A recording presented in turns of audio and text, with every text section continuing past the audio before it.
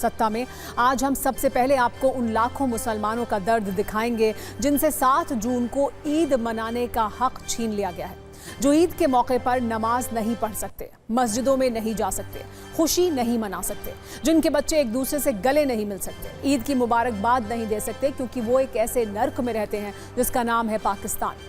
आप ये तो जानते होंगे कि पाकिस्तान एक इस्लामिक मुल्क है, लेकिन आज आपको ये भी देखना चाहिए कि कैसे इस मुस्लिम मुल्क में कुछ मुसलमानों पर यहाँ की सत्ता इतनी बेरहम हो गई है, जिसकी निंदा पूरी दुनिया में की जानी चाहिए। ये दर्द है अहमदिया मुसलमानों का, पाकिस्तान के उन अहमदिया मुसलमानों का जिनके ईद मनाने पर पाबंदी लगाई गई है।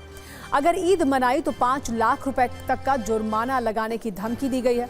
वो 7 जून को ईद नहीं मनाएंगे, इसके लिए उनसे डरा धमका कर हलफनामे भरवाए जा रहे हैं। और ये सब पाकिस्तान के सिंध और पंजाब प्रांत के अंदर सरकारी निगरानी में किया जा रहा है, और सब पाकिस्तान के कई हिस्सों में अहमदिया मुसलमानों को हिरासत में भी लिया जा रहा है।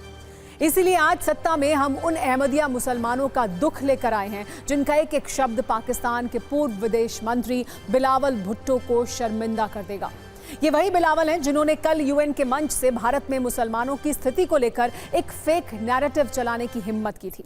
लेकिन अगर बिलावल ने अपने ही देश में रह रहे इन अहमदिया मुसलमानों पर थोड़ी भी पढ़ाई लिखाई और रिसर्च की होती तो शायद वो ये सब बोलने की गलती ना करते। आज बिलावल भुट्टो की इन बातों को सुनकर हमें मशहूर शायर मिर्ज़ा गालिब की एक शेर याद आ रहा है कि उम्र भर गालिब ये भूल करता रहा, धूल चेहरे पर थी आईना साफ करता रहा। यानी सोचिए, जिसके खुद के मुल्क में मुसलमानों पर ऐसा जुल्म हो रहा हो, उसकी जुबान से मुस्लिम मानवाधिकारों की बातें शोभा नहीं देती हैं। इसीलिए आज हमने पाकिस्तान के इन अहमदिया मुसलमानों पर सत्ता की एक ऐसी कुंजी तैयार की है जो बिलावल के साथ उन तमाम लोगों को चुभेगी जो भारत में मुसलमानों की स्थिति को लेकर झूठ का झंडा लहराते हैं। पाकिस्तान के सिंध और पंजाब प्रांत में जो नया फरमान जारी किया गया है, उसके अनुसार ईद पर अहमदिया मुसलमानों का नमाज पढ़ना मना है, ईद पर कुर्बानी देने से भी रोक है, ईद पर मस्जिदों में जाने पर पाबंदी है, घरों में भी ईद के रीति रिवाज नहीं कर सकते। अगर एक ही नियम तोड़ा तो 5 लाख का जुर्माना लगेगा। और ये सारे फरमान इसलिए क्योंकि पाकिस्तान में अहमदिया मुसलमानों को मुसलमान ही नहीं माना जाता।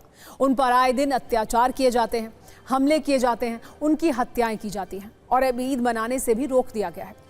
आज हम आपको उन अहमदिया मुसलमानों का दर्द सुनाते हैं, और ये दर्द सिर्फ आज का नहीं है। पाकिस्तान में रहने वाले अहमदिया मुसलमान ये सब कुछ लंबे समय से झेल रहे हैं, जिनके लिए जहन्नुम का दूसरा नाम पाकिस्तान है।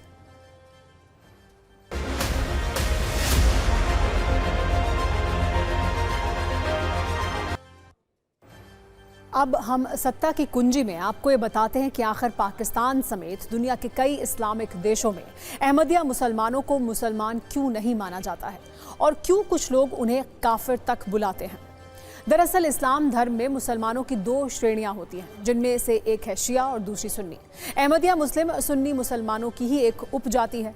यहाँ गौर करने वाली बात यह है कि अहमदिया मुस्लिम खुद को मुसलमान तो मानते हैं, लेकिन वो मोहम्मद साहब को आखिरी पैगंबर नहीं मानते। वो अपने गुरु मिर्ज़ा गुलाम अहमद को पैगंबर मोहम्मद के समकक्ष मानते हैं, जबकि पूरी दुनिया में इस्लाम धर्म को मानने वाले पैगंबर मोहम्मद साहब को ही अपना आखिरी पैगंबर मानते हैं।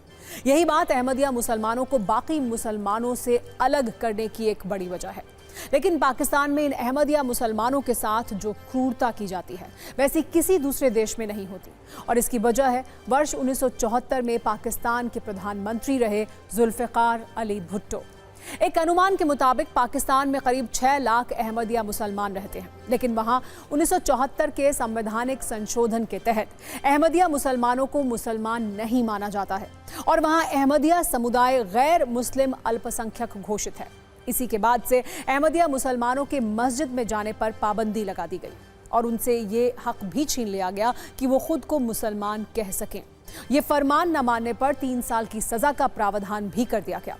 इसके बाद पाकिस्तान में अहमदिया मुसलमानों पर अत्याचार का वो अंतहीन अध्याय शुरू हुआ जो आज तक चल रहा है, जहां अहमदिया मुसलमानों पर आए दिन हमले किए जाते हैं, उनकी मस्जिदें तोड़ी जाती हैं, उनके कब्रिस्तान तक आम मुसलमानों से अलग कर दिए गए हैं, और अब ईद मनाने का हक भी छीना जा रहा है।